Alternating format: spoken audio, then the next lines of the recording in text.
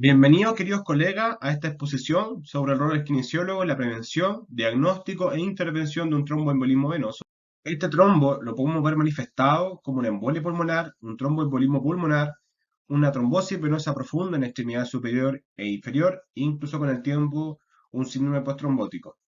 Esta es la tercera causa de enfermedad cardiovascular más común, siendo superada por el accidente cerebrovascular y también por el síndrome coronario agudo.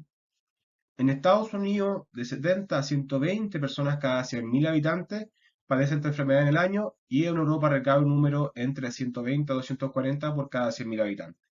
Depende de nuestra guía bibliográfica, vamos a ver que la mortalidad entre un 10 y un 30% dentro del primer mes de diagnóstico. Vamos a comenzar con la guía que establece 5 objetivos claros. Evidentemente, identificar a través de 14 puntos el rol del kinesiólogo en este trombo.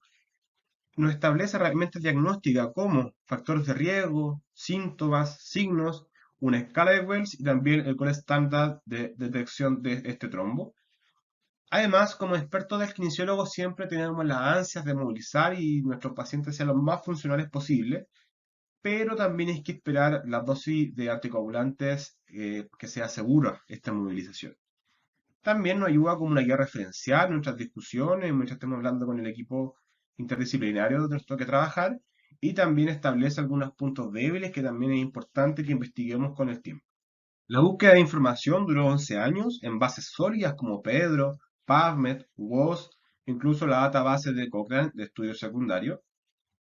Lo que le da un gran peso a nivel metodológico es dos revisiones externas. La primera fue cerrada en el Colegio Estadounidense de Tórax y la segunda o el segundo borrador fue expuesto en un foro en APTA, específicamente en la sección de cuidado intensivo. Vamos a comenzar con los 14 puntos. Siempre va a estar acompañado de una calidad de evidencia y también una fuerza de recomendación, empezando por como expertos del movimiento debemos abocar por una cultura de movilidad y actividad física. ¿Por qué? Porque en este cuadro podemos ver en la probabilidad de padecer inmovilidad en comparación de una persona normal con, por ejemplo, en el caso más extremo, una persona que estuvo acostada durante incluso menos de 15 días, un OR de 5,64, es decir, 5 veces más de padecer inmovilidad. Evidentemente, el intervalo de confianza y el valor de P nos demuestra que esto es significativo, e inclusive también con una persona que estuvo durante 15 días en silla de ruedas, también un OR de 4,32. Seguiremos con la detención de factores de riesgo de estos trombos, algunos muy comunes que vemos en nuestras clínicas o hospitales, por ejemplo, el catéter venoso central, que la verdad es que es bastante útil a nivel farmacológico, pero sí padece o tiene factores de riesgo para el trombo. Una persona de 65 años en adelante, también un factor de riesgo importante. Estas famosas, o muchas veces vemos estas puérperas con preeclampsia, con muchos signos también de trombo, es un factor de riesgo. Y un ejemplo claro, por ejemplo, un politraumatizado que tuvo en cirugía por más de 190 minutos con anestesia general también decae de este grupo. Otro también como un cáncer activo, tratamiento hormonal, obesidad, también son factores. Seguiremos con la compresión mecánica de manera preventiva. La verdad es que son útiles para el riesgo moderado, alto y también, evidentemente, cuando los anticoagulantes están contraindicados. No olvidar que estos anticoagulantes son la primera línea contra estos trombos. Estas mallas tienen precauciones o contraindicaciones claras, como por ejemplo enfermedad hematológica o heridas muy grandes que impidan por confort al paciente tener esta compresión, insuficiencias arteriales, cardíacas, deficiencia en la PAM también y neuropatías periféricas. Otros, vamos aquí a revisar algunos signos claros en la clínica, algunos que vamos a ver muchas veces la palpación, como por ejemplo esto de edemas con fobia, el dolor a la palpación, sensibilidad aumentada, hinchazón de las extremidades inferiores muchas veces, este calor o esta temperatura aumentada, enrojecimiento, eritemas, y este que es muy clásico el trombo, estas venas superficiales bien prominentes. Luego de detectar signos en clínica, los factores de riesgo también, ya podemos estar pensando en establecer esta escala de Wells. La verdad es que son puntos más bien simples, por ejemplo, tener cáncer activo durante 6 meses, parálisis, parestesia en el extremidad inferior, estar postrado en cama recientemente durante 3 días o inclusive más de 12 semanas después de una cirugía mayor, sensibilidad localizada aumentada, entre otras. Pero también es importante destacar esta alternativa de diagnóstica secundaria, o que se explica todos estos síntomas que ya conocemos por otra enfermedad. La verdad es que si nos salen más de 2 puntos, o dos también puntos, es una cara de probabilidad, no es diagnóstica. Pero si ya tenemos los factores de riesgo, tenemos los signos, tenemos la escala de Wells con probabilidad aumentada, podemos hablar con el equipo médico para realizar una prueba de dímero D, que la verdad es que de bajo costo no requiere movilización intrahospitalaria, pero si es que sale positiva, la verdad es que no es suficiente porque tiene una especificidad muy baja. Este positivo en la prueba de inmunidad puede ser explicado por la edad avanzada, por un gran quemado o un politraumatizado va a salir positivo siempre. Pero si ya tenemos toda esta bolsa de factores, podemos ya estar pensando en una ecografía dúplex, que es la prueba más sensible, es decir, el gol estándar para este trombo, netamente por la calidad de la imagen que nos establece y podemos ver el trombo de manera muy sencilla. En el caso de que ya no haya salido todo esto positivo y ya hemos localizado el trombo, no podemos movilizar de inmediatamente. Debemos esperar el umbral terapéutico de los anticoagulantes. ¿Y cómo? Se preguntarán, ¿cómo conocerla? Gracias a este algoritmo, que la verdad es que es bastante simple y útil en la clínica. Vamos a empezar describiendo los anticoagulantes, por ejemplo, la heparina de bajo peso molecular, que la podemos encontrar con el nombre de enoxaparina, cetroparina, dalteparina, fragmin, etc. Luego de la administración y que no hay nuevos trombos, no hay que movilizar durante las primeras 3 horas. Entre las 3 a las 5 horas depende de la clínica del paciente y luego las 5 horas es seguro. Luego seguimos con la fondaparinus. Generalmente se utiliza cuando la heparina no está indicada, por ejemplo, por una em, trombofilia hereditaria o gatillada por esta heparina. También la podemos ver en cirugías grandes o totales de cadera. Dentro de las primeras 2 horas no hay que movilizar y luego de las 3 horas es seguro. Luego la heparina no fraccionada es, como el nombre lo dice, molecularmente grande, por ende demora más en hacer efecto, un día entero. Luego de ese día podemos ver, depende de la clínica del paciente, y ya después de las 48 horas súper seguro. Luego seguimos con las NOAC o los anticoagulantes orales. Generalmente lo vamos a ver cuando los pacientes ya están casi de alta, porque se viste oral y no necesitan ninguna vía, nada. También es rápida, antes de las 2 horas no movilizar y luego de las 3 es seguro. Y finalmente el coamadín, que no es más que una warfarina.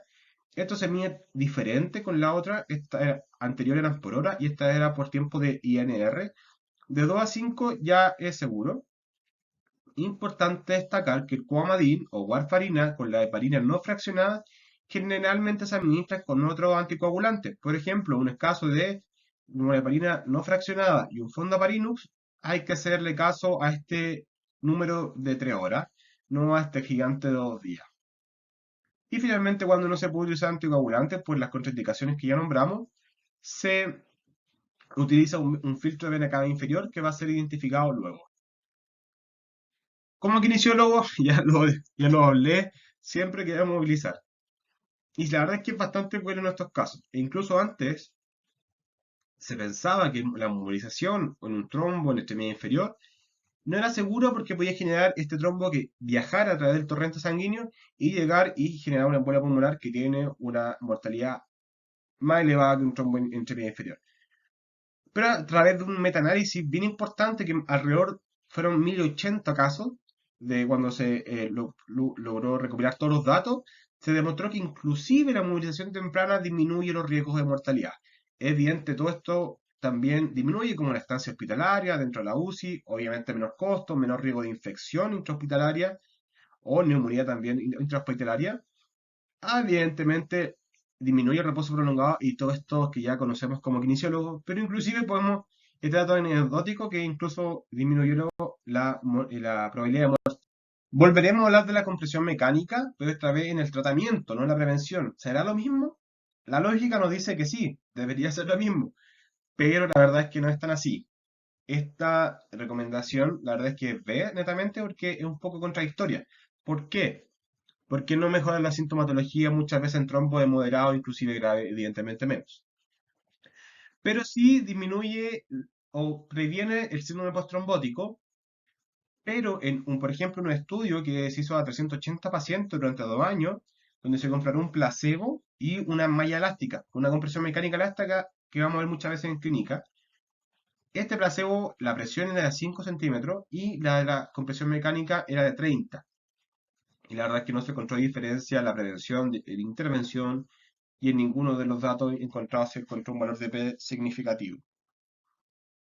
Esta especie de masajeador de pelo es el filtro que ya hablamos en el algoritmo de los anticoagulantes, que es el filtro vena cava inferior. Se puede administrar a nivel de arteria, perdón, vena yugular interna y la femoral derecha. La recomendación es muy elevada, pero también debemos entender que esto es secundario, netamente si los anticoagulantes no se pueden utilizar. Es importante también conocer las contraindicaciones, por ejemplo, absoluta, sería evidentemente no poder acceder a la vena central. Una trombosis crónica o un trombo elevado, podemos generar incluso un taponamiento de la vena más que un filtro. Evidentemente se usa cuando no se usa anticoagulante, como ya lo nombramos, y o cuando los anticoagulantes no son suficientes. Las contraindicaciones relativas es importante conocerlas, por ejemplo, un estado séptico o de bacteremia. Evidentemente, una coagulopatía incorregible también hay que revisar, dependiendo de la clínica. Ustedes se preguntarán qué tiene que ver riesgo caída con el trombo. La verdad es que estos pacientes que generan trombo se dan con anticoagulantes entre 6, 9, incluso un año después de este accidente, y estos anticoagulantes aumentan el riesgo de sangrado entre un 7 a 10 veces más. Además, como ya conocemos, son generalmente personas adultas, 65 hacia adelante, y esta población tiene un 33% de probabilidad de caerse, es decir, uno cada tres abuelitos o abuelos se cae durante un año. Entonces, si generamos alta hemorragia y alto riesgo de caída, es una compilación peligrosa para nuestros pacientes. Por eso es importante medir el tiempo de caída. No necesita mucha instrumentalización, tampoco un gran espacio y menos tiempo. Yo sé que es difícil, a veces nuestros pacientes cuando ya están listos para hacer un riesgo de caída, ya se lo están yendo a UTI e incluso MQ. ¿Y por qué nombro esto? Porque falta esta conexión entre lo intra y extrahospitalario, inclusive. ¿Por qué? Porque el trombo no termina esta intervención luego de la alta clínica. La recurrencia de trombo es alta, entre un 5 a 10% durante el primer año y durante los primeros 5 años un 30%. Evidentemente los anticoagulantes es la primera línea de prevención de los próximos trombos, pero igual puede llegar. Inclusive la mortalidad por embolia pulmonar después de esto a nivel crónico genera un 1,68%. La verdad es que cuando lo traspasamos este 1% a número de personas, un número alto que no hay que dejar pasar. Finalmente, estableceremos algunos algoritmos para ese riesgo de trombos. En el caso que sí, ver las compresiones mecánicas preventivas que tienen buena calidad, consultar por medicación, educar siempre a las personas. ¿Por qué educar? Evidentemente, personas muy sedentarias o, por ejemplo, secretarios, secretarias que están mucho tiempo trabajando sentados sin mover, también un factor de riesgo, inclusive viajar mucho en avión también. Evidentemente, la actividad física va con o sin riesgo de trombo. Este otro algoritmo detecta cómo debemos actuar si es que encontramos estos factores de riesgo, estos síntomas y signos. Vamos a hacer la escala de Wells. Sí que sale probable hablar con el equipo médico para hacer las pruebas de dímero D e inclusive la eco duplex. Es más o menos lo mismo que ya hemos hablado.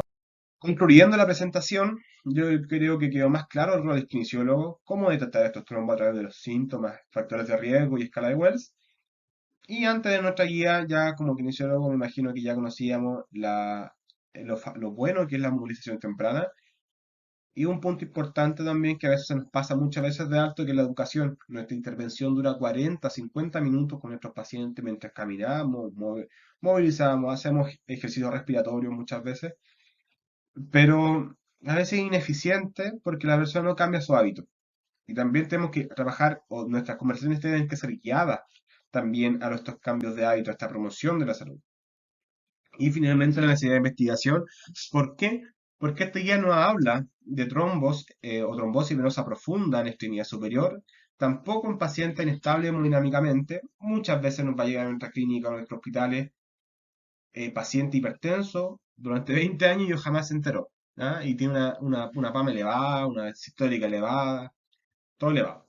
O, por ejemplo, un consumidor de mucho cigarro, un hepótico también puede llegar con saturando bajo, ¿cierto? En la noche lo más probable es que va a requerir alguna ayuda por alguna respiración para bajar, etcétera. Estos pacientes la verdad es que no se ve en esta guía.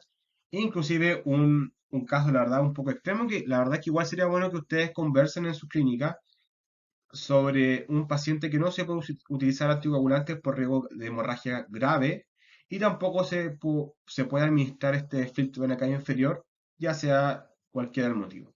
¿Qué hacer con ese paciente? ¿Lo movilizamos o no? La verdad es que esta guía no establece la respuesta, pero sí la pregunta, que a veces también es importante.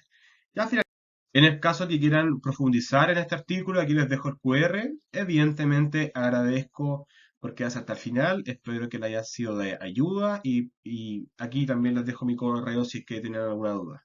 Muchas gracias.